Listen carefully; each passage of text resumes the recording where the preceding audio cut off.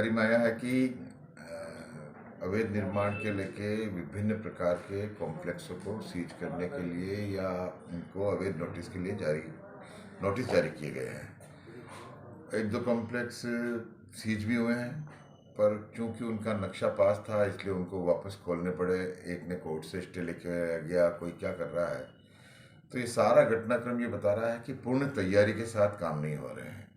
जो आज के 25 साल 30 साल पहले से जहाँ पे कॉम्प्लेक्स बन के लोग अपना व्यापार कर रहे हैं और जिनके नक्शे स्वीकृत हैं या उस वक्त के नियमों के हिसाब से स्वीकृत होने योग्य थे, उनको नोटिस जारी नहीं किया जाना चाहिए।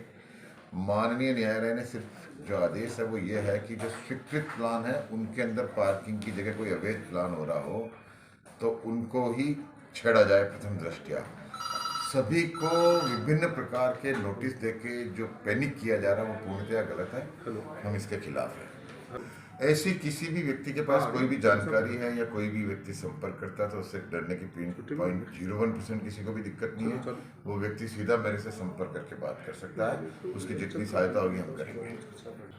कि जो चीज बिना तैयारी के की गई, पार्किंग ग्राउंड फ्लोर पे बेसमेंट पे गोदाम दिखा रखे हैं और उनको सीज कर दिया गया, तो खोलने पड़े वापस।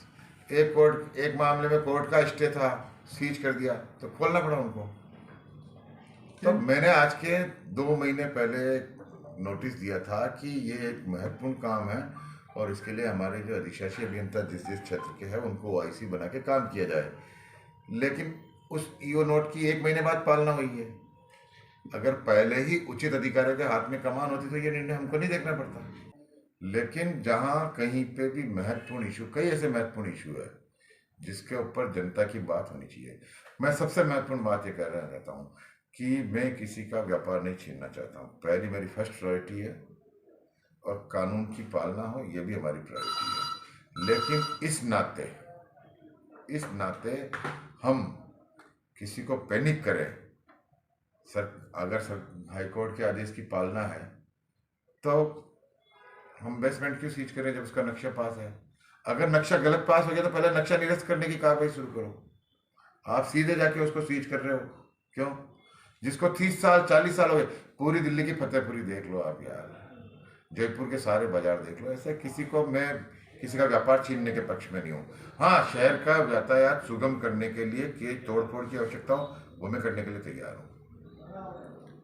सड़कों पे जो अतिक्रमण उसको हटाने के हाँ बिल्कुल, वो प्रशासन ने स्वकोज नोटिस लिया। इस बार की जो रोड सेफ्टी की मीटिंग थी उसमें मैंने कहा कि सप्ताह में 1 दिन कम से कम प्रशासन और नगर परिषद का संयुक्त दस्ता घूमना चाहिए शहर में।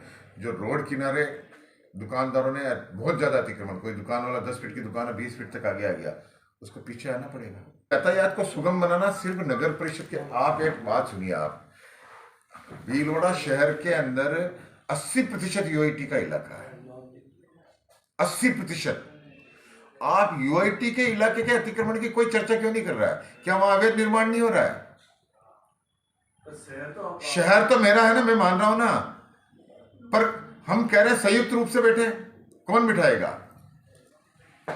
कौन इसकी पहल कौन करेगा? इसकी पहल तो सरकार और सरकार के नुमाइंदे ही करेंगे ना। मैं कह रहा हूं शहर की 80% लाइबिलिटी नगर परिषद के पास है, 80% प्रॉपर्टी यूआईटी के पास है। यूआईटी में कितने अवैध निर्माण चल रहे हैं? जो आदमी दिन भर यूआईटी में बैठा रहता है, अपना व्यापार करता है, वो नगर परिषद के बाहर आके धरना देता है कि नगर परिषद में अवैध निर्माण हो रहे हैं। देखिए, मैं इंफ्रास्ट्रक्चर डेवलप करने के दे सकता हूँ, लेकिन उसको मेंटेन करना ट्रैफिक पुलिस का काम है। सरकार ने अपने अपने दायित्व फिक्स कर रखे हैं। मैं आपको 10 चिट्ठियां बता दूंगा। देखिए, मैं क्या कर सकता हूँ, आप लोकतंत्र को बहुत अच्छे से समझते हो। विधायिका, कार्यपालिका और न्यायपालिका। विधायिका का काम डिसीजन करना है, कार्यपालिका का काम उसको एग्जीक्यूट करना है। मैं मेरे ईओ नोट दिखा सकता हूँ कि मैं अवैध निर्माणों को मैंने सीज करने के लिए लिख रखा है, लेकिन कार्यपालिका बंद हो रही है, नहीं कर रही है। ईओ नोट तो कौन देखता है? ईओ नोट तो जनता देख पाती है, नहीं देख पाती तो मुझे मेरा मन तो देख रहा ना, मैं मेरे पद के साथ न्याय कर रहा हूँ और कागज तो चल रहा है ना। आज नहीं कल कार्रवाई होगी। जो अवहेलना करेगा उसके खिलाफ, जब समय बदलता रहता है ना, आज नहीं तो कल कार्रवाई होगी, जाएगा बच के कोई नहीं जाने वाला। ऐसे लोग पुलिस में शिकायत करें जो इसके प्रताड़ित है, जैसे सूदखोरों के खिलाफ होती है, उनको भी दंड मिलना चाहिए। माफी चाहूंगा, आपकी बिरादरी के लोग भी हैं उसमें, भले आपको बुरा लगे। जो अपने आप को इस बिरादरी का कहते हैं वो है कि नहीं है ये आप जानो।